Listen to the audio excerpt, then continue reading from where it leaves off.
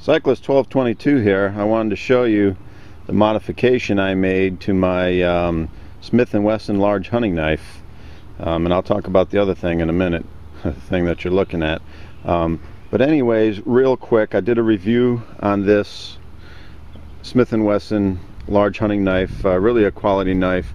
What I did was I cut off the top part of the guard, the craton material, and that was really a good idea. You can see it's flattened out there. It was protruding quite a bit. That little dimple there was just a dimple in the craton material. It's just a shallow dimple. It doesn't really affect anything. But anyways, I cut that off, and it makes a nice little thumb rest, and it gives you better control of the knife. It allows you to put your thumb over the backbone of the blade a lot easier. And to me, it's a lot better to use for batoning and other woodworking chores you might have to do when out hiking, backpacking, camping, and that kind of thing. So I just cut it off. It's on a little bit of an angle, and when you hold it in your hand, your thumb, it gives you a nice thumb rest, and your thumb can rest right on there. It's a nice pad for your thumb, and it gives you a lot of control. I'll show you with my good hand. I'm going to put this knife down, and sorry for the jiggling, but there it is. And now your hand, your thumb, will fit right on there. It just makes a great thumb pad. It gives you great control. It's very comfortable, very useful. The knife feels a lot better in my hand. If I choke up on this choil, you can still rest the back of your thumb right on that pad, which gives you good control if you needed to get up closer for some good close-in work. If you grip it the normal way like this, you can still put your thumb right on that pad, and it gives you excellent control. So that's the modification I made, and I really like it. I think it makes the knife better. I don't know why they had that top guard on there so high. It kind of gave it a pirate look, and it was kind of like, you know, maybe it would come in handy for a tactical purpose or something like that, which I don't intend on using this knife for. Just take it with me when I hike and camp. So that's the modification I did. Works out great. That craton material is very easy to cut, very easy to work with. Not a problem at all. Now let me talk about the other thing. I modified this knife with this knife.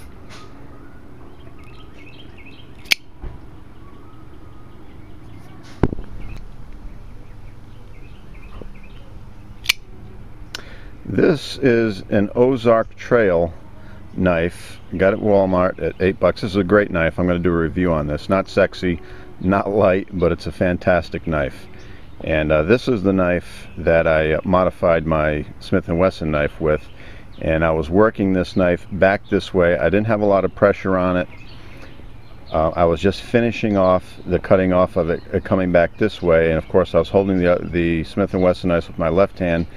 And somehow it happened so quick. I'm not even quite sure how it happened, but I wasn't putting a lot of pressure on this knife. But I should never have had it coming towards my other hand in the first place. But I somehow slipped, I believe, with my left hand that I was holding the Smith & Wesson knife with. Just lost control, and this knife just went right in to the side of my hand between my thumb and my index finger. And right there, right on the hand there, between the thumb and the index finger, and it cut in pretty deep. And of course I cut, you have two tendons to that index finger, and I cut the one tendon. I cut it right in half, and as soon as I cut it, I looked down and I could see the tendon sticking out, you know, the shiny tendon material.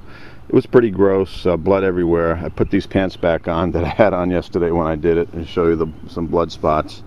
And of course I had blood all over the carpet, all over the couch, sprayed all over the house, all over the window, all over the TV, everywhere. And I panicked a little bit, felt a little woozy, but got to the hospital, and the doc looked at it and wasn't concerned too much. He said, hey, those are easily fixed, not a problem. You'll most definitely have 100% use back in that finger. He said if it was your thumb, it would be a bigger problem. If it was your thumb, those are harder to repair. But fingers, he said, pretty much no problem.